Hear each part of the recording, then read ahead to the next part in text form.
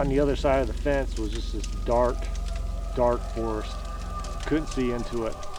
So I'm just kind of like staring, and all of a sudden I started hearing voices. It creeped me out. The hair on the back of my neck stood up.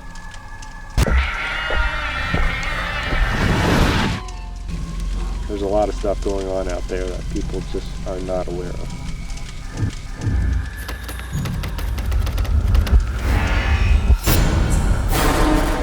He was a skeptic at first when it came to Bigfoot talking to you. But a family outing in the forest turned into an encounter with Sasquatch that he didn't expect. Hearing the voices for himself changed everything.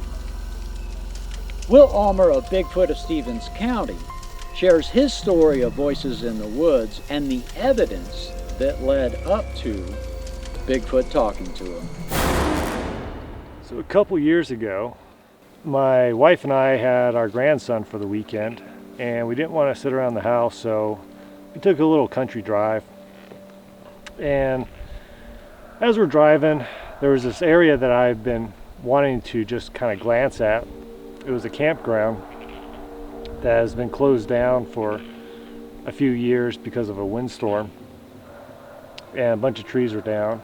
So we pull into the area. Gates closed, so we had to walk in. And thanks to me, my grandson is, at the time he was 4, so he was obsessed with everything Bigfoot. And everything he saw was related to Bigfoot. Some tree moss on the tree was Bigfoot hair. Every hole in the ground was a Bigfoot track. So he was calling everything out as we were walking this pathway. Well, we came around a bend, and like I said, this is early April, so there's still partial snow on the ground. And he yells out, it's like, found some more Bigfoot tracks. So I looked at my wife and I was like, you go, deal with his Bigfoot tracks. I'm gonna go check out the creek.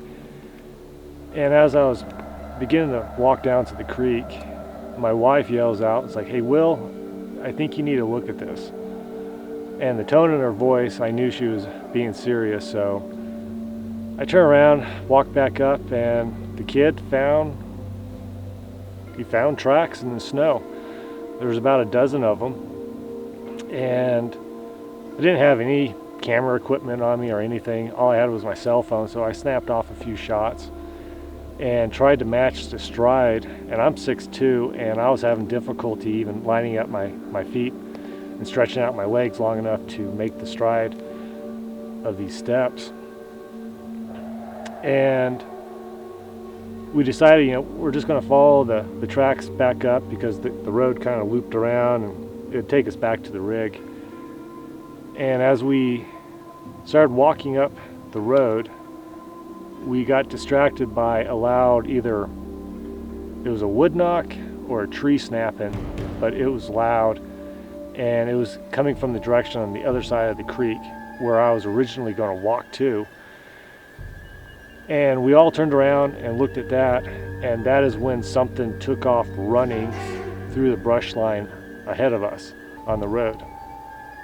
And we both looked at each other and we decided, let's get back to the car. As we got closer to the car, I told my wife to take the grandkid and get to the car. I'm going to go through the tree line here and see what actually ran through there. So I took off after whatever ran through the woods, and I come up to this road and this barbed wire fence, and it was the boundary line of the Pend Oreille Wildlife Refuge. And on the other side of the fence was just this dark forest. Couldn't see into it. So I'm just kind of like staring, and all of a sudden I started hearing voices. I couldn't make out anything they were saying. It was more like a mumbling chatter type sound. And it sounded like there was 2 individuals having a conversation, and I couldn't see anything, but I was hearing voices coming from the tree line. And a couple years prior to that, I had some locals come up and tell me, you know, you need to go up to this one random spot because you'll hear them talking up there. And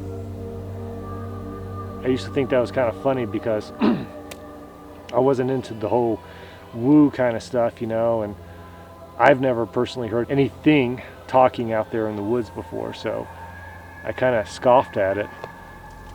But at this time, I started hearing voices, and it creeped me out. The hair on the back of my neck stood up, and I just slowly backed out of there and got back to the car and got the family out of there. Came back a couple days later to try to get some measurements of those tracks, but by that time the snow had already melted and the tracks were gone. Seeing the tracks, hearing something take off, and then hearing something talking, you know, it's weird.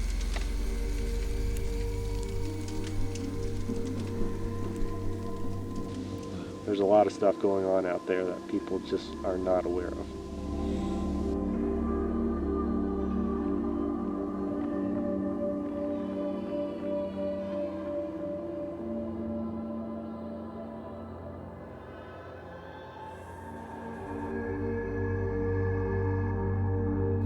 Hey, thank you for watching. If you enjoyed this video, please like and subscribe, and go watch this one next.